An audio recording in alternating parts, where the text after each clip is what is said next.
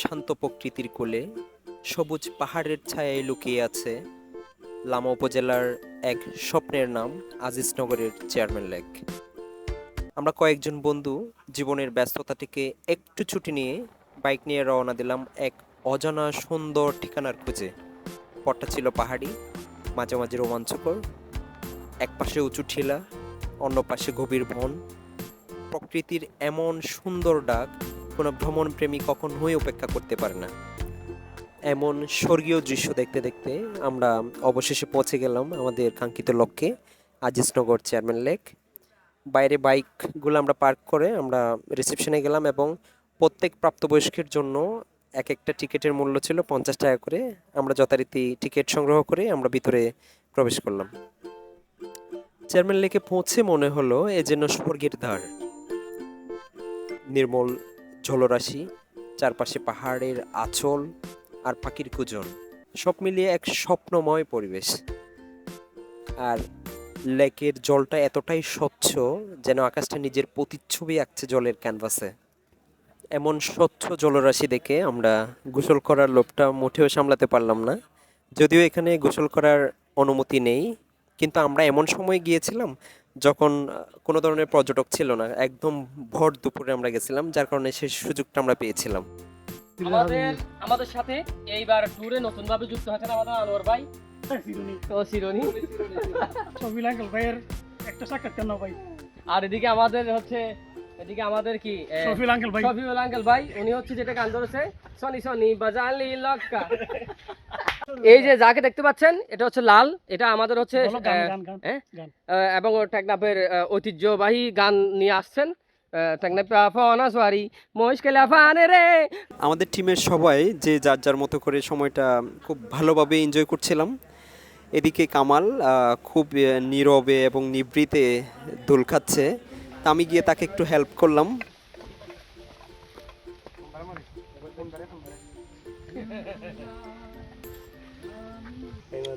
তুমি কেন বুঝো না তোমাকে ছাড়াই আমি অসহায়, আমার সবটুকু ভালোবাসা তোমায় ঘিরে।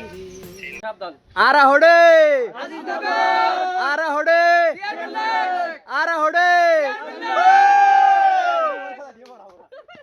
যদি একটা না ফেলেন বলে আয় আর কি হইলাম দেড়ে আয় আর ইসমাইল ভাই হইলাম না আর তো हम একটা না ফেলাই না পরিবত নইলাম নলে ব্যাক ফেলাই আবার নলে ক্যাপ ফেলাই আবার অন্দিন অন্দিন আর নিজরে ফেলাই দিয়া হইনে পারি। আবার এলো যে সন্ধ্যা শুধু দুজরে। আমরা ভিডিও করলাম, হাসলাম, দৌড়ালাম, আর সবচেয়ে বড় কথা আমরা অনুভব করলাম এই লেকটা এখন শুধু একটা পর্যটন কেন্দ্র না, এটা আমাদের মনের প্রিয় একটা ভালো লাগার স্মৃতি। আর এই সফরের সবচেয়ে আনন্দ মুহূর্ত ছিল আমাদের দলের এক বড় ভাইয়ের আকস্মিক নাচ। তার হাসি খুশি মুখ আর প্রাণবন্ত নৃত্য যেন মুহূর্তেই বদলে দিল আমাদের চারপাশের আবহ। চলুন তার নাচটা দেখতে দেখতে আরও কিছুক্ষণ আমাদের সাথে থাকা যাক।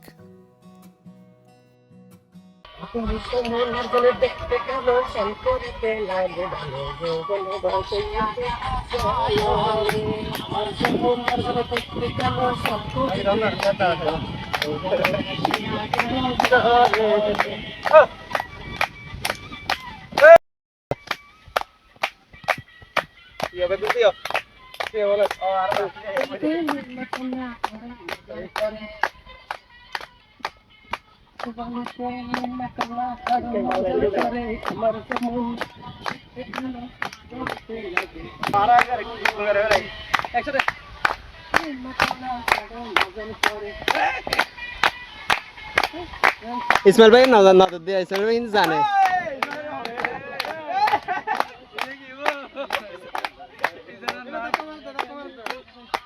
চেয়ারম্যান লেকের সবচেয়ে রিল্যাক্সিং যে পয়েন্টটা, ওখানে কিছুক্ষণ শুয়ে বসে সময় কাটালাম। খুবই ভালো লাগছে, চারদিকে নীল জলরাশি আর মাঝখানে আমি একা একা বসে আছি। খুবই মজার একটা দৃশ্য ছিল। ক্যামেরা অলওয়েজ তাহলে দে সাইডে মোবাইল কে ঘুরে যাও। তো মোমা মোমা আর মোবাইল পাইছে ব্যাক আঙ্গুলি ঘুরে আইতে হাই ইতে নলে যাও তুমি দিবা গররিবা নইবো ভিডিও নাম করো না তোমারই বা বলার পদ্ধতি এটা কি কি ওরা এখন আমরা দাঁড়িয়ে আছি চেয়ারম্যান লেকের খুবই সুন্দর একটা ভিউ পয়েন্টে, যেখানে অনেক সুন্দর ছবি হয়, তাই এখানে আমরা দাঁড়িয়ে কিছু ফটোশুট করলাম। এখন আমাদের টিমের সবচেয়ে কম বয়সী শিশুটা দোল খাচ্ছে এবং আশপাশের সৌন্দর্য উপভোগ করছে।